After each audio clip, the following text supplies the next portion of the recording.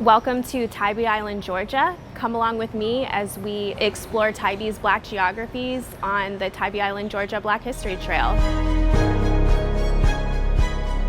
This spring, we launched Tybee Island, Georgia's Black History Trail.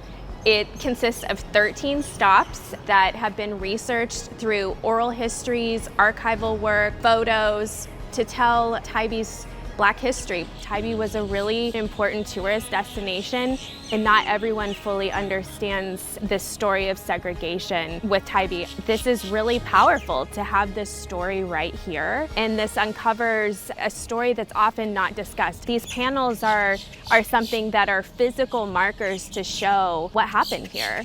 I think it's really important. I'm very glad I got to be a part of this. I kind of feel like it was meant for me. It put me in touch with a lot of good people who have a similar interest in historic preservation that I do.